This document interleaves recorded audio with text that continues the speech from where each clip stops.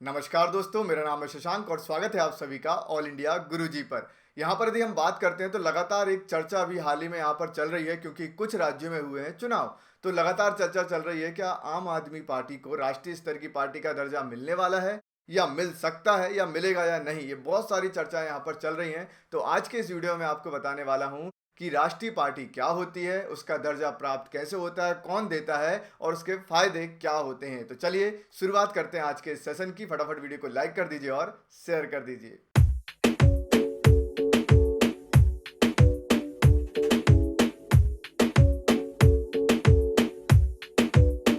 किसी भी राजनीतिक दल को राष्ट्रीय दल का दर्जा हासिल करने के लिए निर्वाचन आयोग या इलेक्शन कमीशन द्वारा कुछ निर्धारित मानकों या कंडीशंस को पूरा करना होता है। चुनाव आयोग ने इस प्रक्रिया के लिए तीन कंडीशंस या तीन मानक जो है वो निर्धारित किए हैं। इन तीन कंडीशंस में से किसी भी राजनीतिक दल को राष्ट्रीय दल का दर्जा हासिल करने के लिए सिर्फ और सिर्फ एक मानक को पूरा या एक कंडीशन को पूरा करने की जरूरत होती है। अब मैं आपको बताऊंगा कि किस प्रकार की ये कंडीशंस है और कैसे इनको प्राप्त किया जाता है।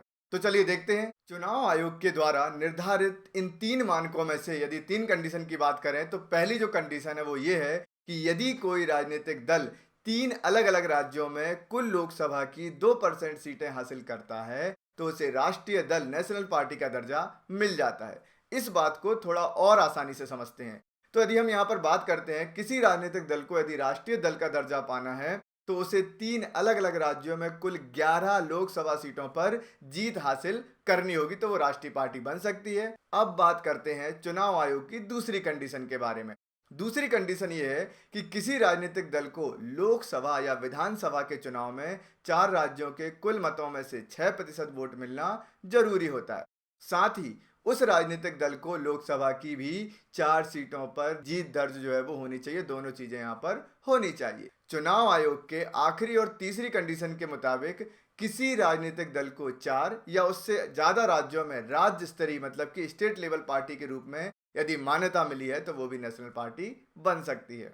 राज्य स्तरीय दलों की मान्यता प्राप्त होने पर पार्टियों को सभी लोकसभा या राज्य विधानसभाओं में इन तीनों कंडीशंस को पूरा करते रहना होगा, नहीं तो पार्टियों से राष्ट्रीय दल का दर्जा खत्म भी हो जाता है या उनसे दर्जा जो है वो छीन लिया जाता है। लेकिन साल 2016 में चुनाव आयोग ने, इलेक्शन कमीशन ने अपने एक नियम में संशोधन किया जिसके अनुसार किसी पार्टी को नेशनल या स्टेट पार्टी का स्टेटस मिल गया है तो यह स्टेटस उसके पास 10 साल तक बना रहेगा, यानी 2 लोकसभा चुनाव तक उसके पास ये स्टेटस बना रहेगा। इसके बाद ही उस स्टेटस की समीक्षा करेंगे, उसके बारे में चर्चा करेंगे या देखा जाएगा। ऐसा नहीं है कि एक चुनाव में ही खराब प्रदर्शन हो जाए तो भैया उससे नेशनल पार्टी का दर्जा ही छीन लिया।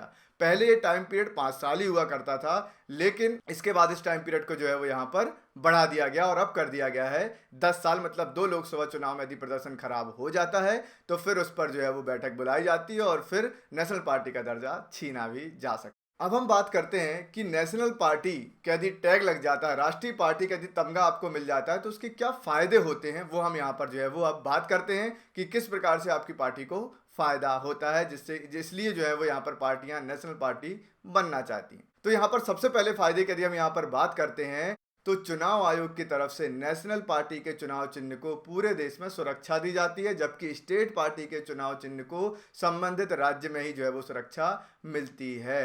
कोई अन्य पार्टी नेशनल पार्टी के चुनाव चिन्ह का यूज नहीं कर सकती, लेकिन जो स्टेट पार्टी का चुनाव चिन्ह होता है उसका यूज कोई भी कर सकता है दूसरे राज्य में। इसको आप ध्यान रखना। अब बात करते हैं दूसरे फायदे की। दूसरा फायदा यह है कि ऐसी पार्टियों को चुनाव के दौरान अपनी बात रखने के लिए सरकारी टीवी या रेडियो पर जो है वो प्रसारण की अनुमति भी होती है। ऐसी पार्टियों के उम्मीदवार को चुनाव के दौरान वोटर लिस्ट की एक एक सेट जो है वो उनको मुफ्त में मिल जाता है, ये भी फायदा होता है। साथ में जिन पार्टियों को नेशनल पार्टी का स्टेटस मिला होता है उनको सरकार की तरफ से अपना कार्यालय बनाने के लिए सरकारी जमीन या भवन भी जो है वो दे दिया जाता है। ये होता है नेशनल पार्टी का फायदा। और लास्ट फायदा ये होता है कि ऐसी पार्टियों के उम्मीदवार को अपना नामांकन दाखिल करने के लिए केवल और केवल एक प्रस्तावक चाहिए होता है। मतलब एक यदि व्यक्ति उनका सपोर्ट करता है तो वो जो है वो यहाँ पर अपना उम्मीदवारी का पर्चा भर सकते हैं। इसके अलावा यदि हम यहाँ पर बात करते हैं तो राष्ट्रीय दलों को आम चुनाव के दौरान अपने स्टार प्रचारकों को नामांकित करने का भी मौका मिलता है, सुविधा मिलती है। यहाँ पर जो नेशनल पार्टी होती है वो 40 यहाँ पर स्टार प्रचारक जो है वो अपने रख सकती है और इसका खर्चा उम्मीदवार के अकाउंट में नहीं जुड़ता। ये सारे फायदे जो है वो नेशनल पार्टी, राष्ट्रीय पार्टी का दर्जा जब आपको मिल जाता है तो आपको ये मिलता है। जब मैंने आपको इतना सारी चीजें बता दी हैं, अब आपको समझ में आ गया होगा कि कौन सी पार्टी को पर राष्ट्रीय स्तर का दर्जा मिल सकता है। यदि आपको आंसर मिल गया हो तो कमेंट सेक्शन में जरूर बताना। साथ में कितने पार्टियों को राष्ट्रीय पार्टी का दर्जा मिला है वो कमेंट सेक्शन में मैं पिन कर दूंगा, आप देख सकते हो और आप भी आंसर जरूर करें। तो कैसा लगा सेशन आप लोग मुझे जरूर बताइएगा। आज के वीडियो हमने बात किया है राष्ट्रीय स्तर की पार्टी बनने के लिए। नेक्स्ट वीडियो जो आपको मिलेगा उसमें हम राज्य स्तरीय पार्टी के दर्जे की जो है वो बात करेंगे। तो मिलते हैं नेक्स्ट सेशन में। Thank you very much, take care, जय हिंद।